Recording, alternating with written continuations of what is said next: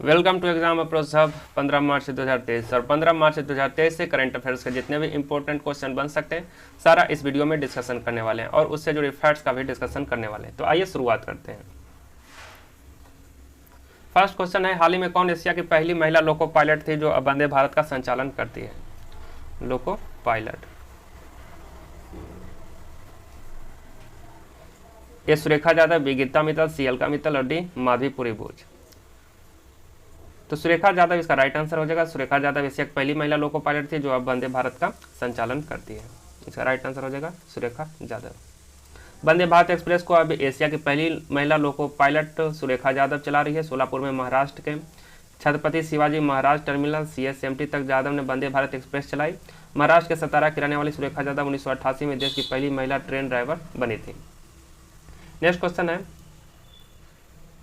हाल ही में किस देश के साथ एक्सरसाइज ला पेरोज 2023 का तीसरा संस्करण शुरू हुआ? ए रूस, बी फ्रांस, सी जापान और डी अमेरिका। तो फ्रांस के साथ इसका जो एक्सरसाइज ला पेरोज 2023 का तीसरा संस्करण हुआ है। इसका राइट आंसर हो जाएगा फ्रांस। बहुपक्षीय अभ्यास ला पेरोज का तीसरा संस्करण हिंद महासागर क्षेत्र में 13 से 14 मार्च 2023 को आयोजित हुआ। फ्रांसीसी नौसेना द्वारा चलाए जाने वाले अभ्यास ला पेरोज को हर 2 साल में अभ्यास होता है, जिसका उद्देश्य भारत प्रशांत क्षेत्र में भाग लेने वाली नौसेनाओं के बीच समुद्री डोमेन जागरूकता और समुद्री गहराई में सुधार करना है। भारतीय नौसेना के स्वदेश निर्मित guided missile frigate INS Sahyadri और फ्लाइंग टेकर INS ज्योति ने अभ्यास में भाग लिया। अभ्यास में भारतीय नौसेना की भागीदारी में मैत्रीपूर्ण नौसेनाओं के बीच उच्च स्तर के तालमेल, समन्वय और अंतर संचालन और भारत प्रशांत क्षेत्र में एक नियम आधारित अंतर्राष्ट्रीय व्यवस्था के प्रति उनकी प्रतिबद्धता को प्रदर्शित करती है। नेक्स्ट क्वेश्चन है, हाल ही में भारत सरकार ने किस केंद्र शासित प्रदेश के लिए 1,18,500 करोड़ रुपए का बजट पेश किया? ए दिल्ली, बी जम्मू कश्मीर, सी लद्दाख और डी अंडमान निकोबार। इसका राइट आंसर हो जाएगा दिल्ली। भारत सरकार ने जो है दिल्ली के लिए 1,18,500 करोड़ रुपए का बजट पेश किया। केंद्रीय वित्त मंत्री निर्मला सीतारमण ने अगले वित्त वर्ष के लिए जम्मू कश्मीर केंद्र शासित प्रदेश के लिए 1,18,500 करोड़ रुपए का बजट पेश किया है। वित्त वर्ष के लिए कुल बजट अनुमान 1,18,500 करोड़ रुपए, जिसमें से विकास 41,491 करोड़ रुपए। बजट के पूंजी घटक में काफी वृद्धि उपराज्यपाल प्रशासक मनोज सिन्हा है। नेक्स्ट क्वेश्चन है, हाल ही में किस राज्य के नागपुर में भिखारी मुक्त शहर नामक एक नई पहल शुरू हुई है? उत्तर प्रदेश, बी मध्य प्रदेश, सी महाराष्ट्र और डी पंजाब। इसका राइट आंसर हो जाएगा महाराष्ट्र।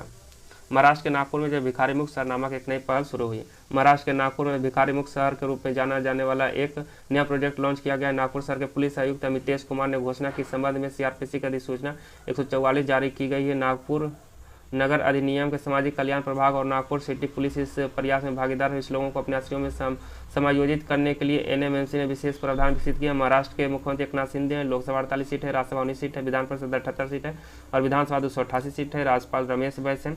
संजय गांधी बोरीवली राष्ट्रीय उद्यान महाराष्ट्र में है। तडोबा राष्ट्रीय उद्यान, नवेगांव राष्ट्रीय उद्यान, गोगामाल राष्ट्रीय उद्यान, चंदौली राष्ट्रीय उद्यान, ये सभी महाराष्ट्र में अवस्थित है। नेक्स्ट क्वेश्चन है, महिला विश्व मुक्केबाजी चैंपियनशिप 2023 MC मैरी कॉम और किस खिलाड़ी को मतलब कि ब्रांड एम्बेसडर बनाया गया? तो ए फरहान अख्तर, बी नीरज चोपड़ा, सी मनीष नरवाल, डी प्रमोद भगत। इसका राइट आंसर हो जाएगा फरहान अख्तर। मैरी कॉम और फरहान अख्तर जो बने ब्रांड एम्बेसडर। नई दिल्ली में इंदिरा गांधी स्पोर्ट्स कॉम्प्लेक्स 15 से 26 मार्च तक IBA महिला विश्व मुक्केबाजी चैंपियनशिप 2023 की मेजबानी करेगा। महिंद्रा को भारतीय मुक्केबाजी महासंघ BFI ने इस प्रतियोगिता का टाइटल प्रायोजक बनाया है, जबकि MC मैरी कॉम और बॉलीवुड अभिनेता फरहान अख्तर को ब्रांड एम्बेसडर बनाया गया है। इतिहास में तीसरी बार भारत मेजबान देश के रूप में सेवा कर रहा है। मैरी कॉम और बॉलीवुड सुपरस्टार फरहान अख्तर की उपस्थिति से महिला मुक्केबाजी भागीदारी को बढ़ावा देने के BFI के लक्ष्य को काफी बढ़ावा मिलेगा। नेक्स्ट क्वेश्चन है, हाल ही में किसे FDIC ने पूर्व फेनी में प्रमुख को सिलिकॉन वैली बैंक के CEO के रूप में नियुक्त किया है? इसका राइट आंसर क्या हो जाएगा? ए है टीम मायोप्लास, बी बिल स्मिथ, सी जेसिका चेस्टेन और डी जैन कैंपियन। इसका राइट आंसर हो जाएगा टीम मायोप्लास। फेनी माई के पूर्व CEO टीम मायोप्लास को federal deposit insurance corporation FDIC द्वारा सिलिकॉन वैली बैंक का नेतृत्व करने के लिए नियुक्त किया गया था। उन्होंने स्टार्टअप केंद्रित ऋणदाता के नियामकों द्वारा बंद किया गया था, जिसके परिणामस्वरूप इसकी जमा राशि वृद्धि हुई थी, जिससे इसके पास अपर्याप्त पूंजी बची थी। फिनटेक ब्लैंड में शामिल होने से पहले 6 साल से अधिक समय तक मायोप्लास बंधक फाइनेंसर फेनी माई के CEO थे। सिलिकॉन वैली बैंक मुख्यालय सांता क्लारा कैलिफोर्निया संयुक्त राज्य अमेरिका में है। सिलिकॉन वैली बैंक के अध्यक्ष कौन थे? Gregor W baker. Silicon valley bank के संस्थापक रोजर B स्मिथ थे। सिलिकॉन वैली की स्थापना 1983 में की जाती है। FDIC के संस्थापक फ्रैंकलिन डी रूजवेल्ट थे और FDIC का मुख्यालय वाशिंगटन DC संयुक्त राज्य अमेरिका में। इसका राइट आंसर क्या होगा? टीम मायोप्लास। नेक्स्ट क्वेश्चन है, हाल ही में किस राज्य के शासित प्रदेश में G20 फुल उत्सव शुरू किया गया? ए लद्दाख, बी मध्य प्रदेश, सी नई दिल्ली और डी हरियाणा। तो नई दिल्ली में जो G20 फुल उत्सव शुरू किया गया। कहाँ? नई दिल्ली में। दिल्ली में कनॉट प्लाजा 11 मार्च से एक फुल महोत्सव की मेजबानी करेगा। इसका उद्देश्य G20 प्रतिभागियों और आमंत्रित राष्ट्रों की विविधता पर जोर देना है। केंद्रीय पर्यावरण मंत्री भूपेंद्र यादव ने आज सेंट्रल पार्क में आयोजित हो रहे इस महोत्सव का उद्घाटन नई दिल्ली नगर पालिका परिषद द्वारा किया जा रहा है। जापान, सिंगापुर और नीदरलैंड भाग लेने वाले G20 देशों में शामिल उत्सव का उद्देश्य G20 सदस्यों और अतिथि देशों की जीवंतता और रंगीन प्रदर्शन को प्रदर्शित करता है। नेक्स्ट क्वेश्चन है, फाइजर सीजन के अधिग्रहण के लिए कितना बिलियन खर्च करेगा? ए $40, बी $45 बिलियन, सी $44 बिलियन और डी $43 बिलियन। इसका राइट आंसर जो हो जाएगा $43 बिलियन हो जाएगा। कितना हो जाएगा? $43 बिलियन। 4 ऑप्शन। फाइजर नए कैंसर उपचारों में गहराई तक पहुंचने के लिए सीजन का अधिग्रहण करने के लिए लगभग $43 बिलियन खर्च कर रहा है, जो स्वास्थ्य टिश्यू के आसपास के क्षेत्र को बचाते हुए ट्यूमर सेल्स को लक्षित करते हैं। फाइजर के अध्यक्ष और CEO अल्बर्ट बोलो ने PTI भाषा से कहा कि वह सीजन इनके प्रत्येक सेल के लिए $229 का नकद भुगतान करेगी। इसका राइट आंसर $43 बिलियन हो गया। नेक्स्ट क्वेश्चन है, हाल ही में नितिन गडकरी ने किस राज्य में मेथनॉल से चलने वाली पहली बसों का अनावरण किया? ए बिहार, बी उत्तर प्रदेश, सी बेंगलुरु और डी असम। तो नितिन गडकरी ने जो है बेंगलुरु में मेथनॉल से चलने वाली पहली बसों का अनावरण किया। कहाँ? बेंगलुरु में।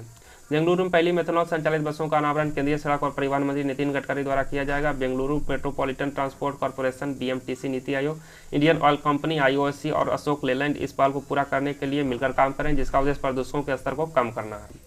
नेक्स्ट क्वेश्चन है, हाल ही में किस दिन नदियों की कार्रवाई का अंतर्राष्ट्रीय दिवस 2023 मनाया गया?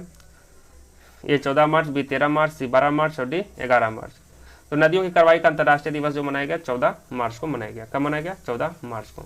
हर साल 14 मार्च को दुनिया भर लोग नदियों के लिए अंतर्राष्ट्रीय कार्रवाई दिवस मनाते हैं, ताकि यह ध्यान दिलाया जा सके कि नदियां हमारे दैनिक जीवन के लिए कितनी महत्वपूर्ण है। इसके अलावा इस दिन का उद्देश्य स्वच्छ जल तक पहुँच में असमानताओं के साथ साथ मानव गतिविधियों के परिणाम स्वरूप नदियाँ जैसे ताजे पानी के वातावरण के बढ़ते प्रदूषण के बारे में जागरूकता बढ़ाना है। नदियों के लिए 26वां वार्षिक अंतर्राष्ट्रीय कार्रवाई दिवस जो इस वर्ष मनाया जा रहा है। इस प्रकार जो है करंट अफेयर्स का सेशन यहीं पर समाप्त होता है। फिर जो आज का सेशन लेकर आए हैं पॉलिटिक्स से संबंधित है, जो भी महत्वपूर्ण क्वेश्चन है आज उससे करने वाले हैं। तो आइए शुरुआत करते हैं।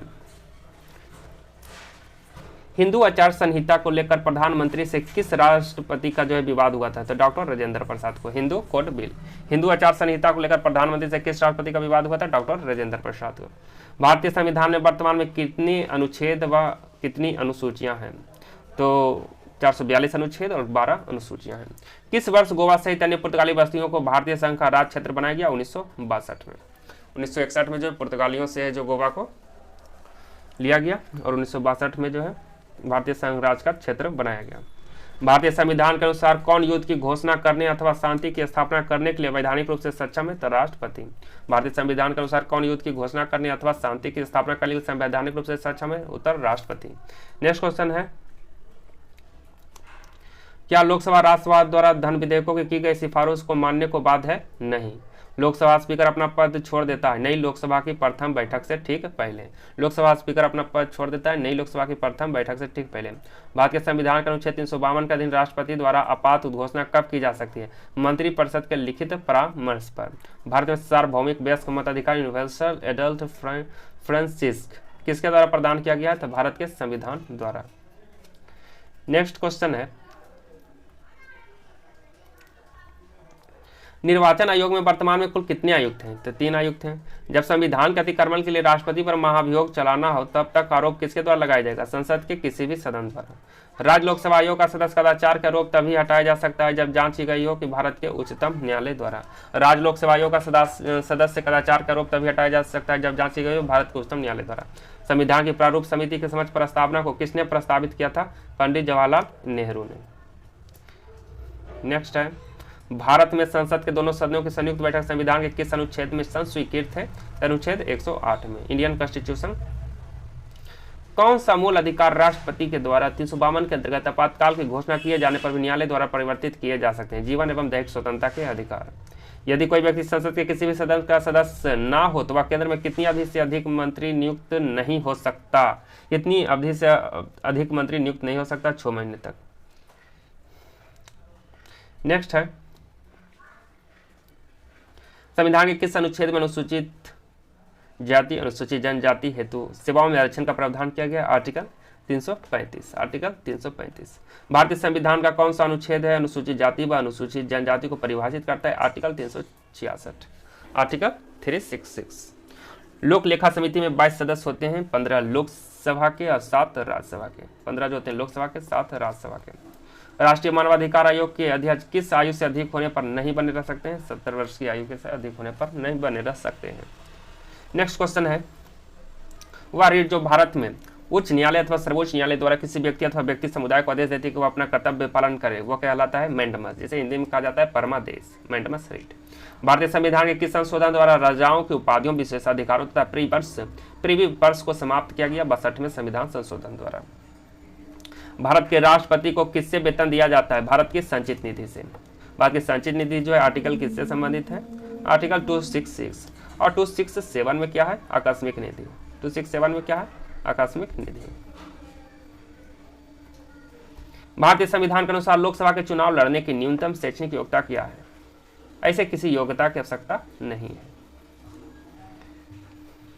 राष्ट्रपति की मृत्यु के बाद उपराष्ट्रपति राष्ट्रपति का पद कब तक संभाल सकता है? अधिक से अधिक 6 माह तक। अधिक से अधिक 6 माह तक। राज्यपाल की दोहरी भूमिका से क्या तात्पर्य है? तो संवैधानिक शासक और केंद्र का एजेंट। राज्यपाल की दोहरी भूमिका से तात्पर्य होता है संवैधानिक शासक और केंद्र का एजेंट। अपना कार्यकाल समाप्त होने के पूर्व यदि सर्वोच्च न्यायालय का न्यायाधीश त्यागपत्र देना चाहे तो वह किसको संबोधित करते हुए त्यागपत्र देगा? राष्ट्रपति या उनके द्वारा नियुक्त व्यक्ति को।